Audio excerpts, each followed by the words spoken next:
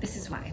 This is why we've chosen the unconventional, not the normal 9 to 5. We left that behind because we just really wanted to design and create the life that we were dreaming of.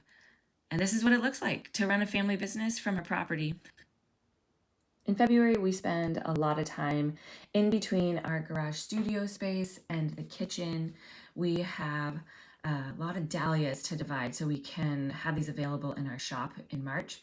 And so Erin stays pretty focused. Get those dahlias divided, and I pop in and out of the kitchen doing cooking class tutorials, making dinner for our family, and then I pop back out to join Bella and Erin.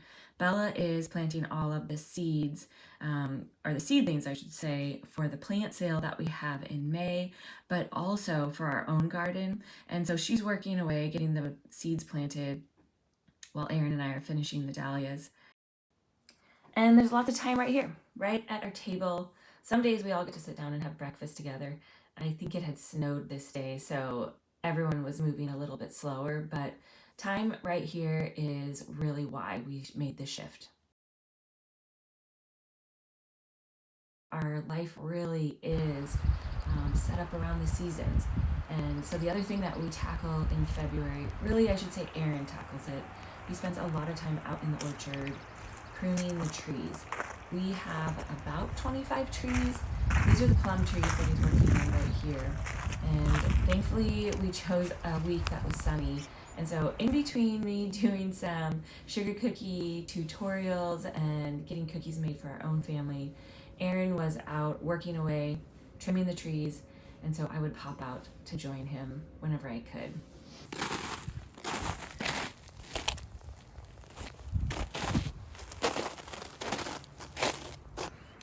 Tending to a property takes time, and there's really no way to rush it. You just have to do what needs to be done in that season and take advantage of the sunny days. I'm always just thinking of why.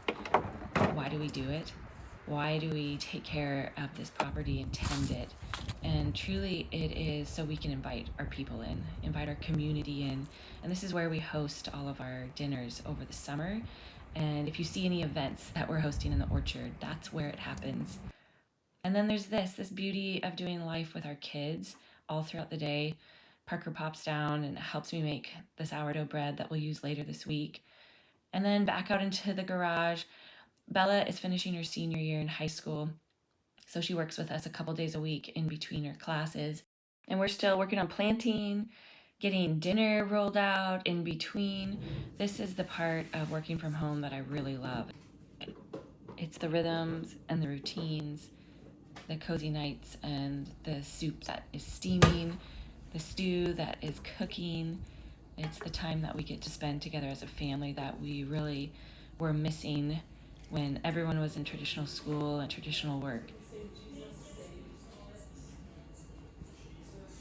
This transition, though, it wasn't fast. It has taken us about 9 years to get to this point where we get to work from home full time and the kids do school from home, and I do a lot of this. So, in the midst of daily life and family life, I record a lot of videos and spend time online sharing all that's happening. And this is the rhythm.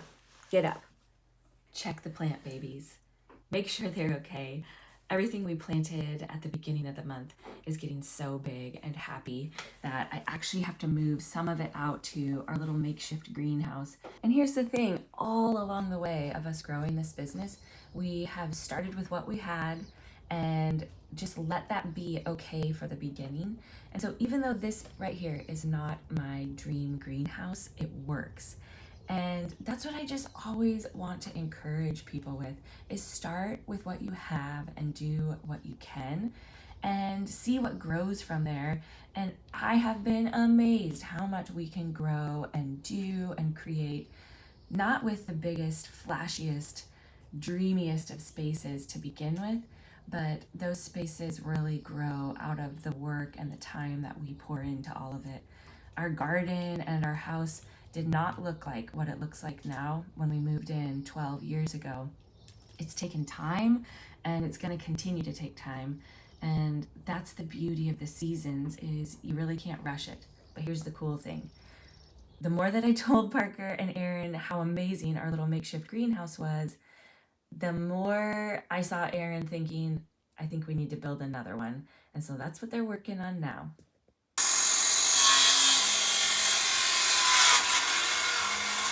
So in between the projects and the planting and dahlia dividing, we get to have family dinner like this around our table.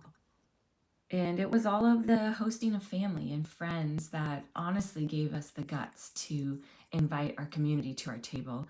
And it didn't start with workshops. We are transforming the living room currently to host 30 people for the sourdough workshop. But that's not where it started. It actually started with what we call the freedom dinners. And we were simply inviting friends and family to come join us so that we could have dinner together and fight human trafficking. And out of those freedom dinners grew our business. And here we are teaching people how to make sourdough. And a local friend who is an amazing baker comes and teaches it with me. And that really has been the heart of everything that our business has grown into, is that it is so much about the community and us doing it together. It's not about any one of us doing all of it alone. And Mackenzie coming to share her baking skills is proof that community is really beautiful. And when we work together, we can do pretty incredible things. We've hosted dinners and events now for almost 10 years on our property, and our kids have grown up with it. And so Bella can run the kitchen now, and she pretty much manned it for the sourdough workshop.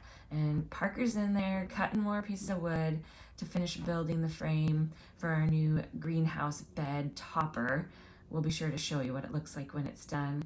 And we're back to another day, a new day, with my Sylvie kitty following me around, building fire, doing the routines and the rhythms and the schedules that continue to build and create the life that we're dreaming of.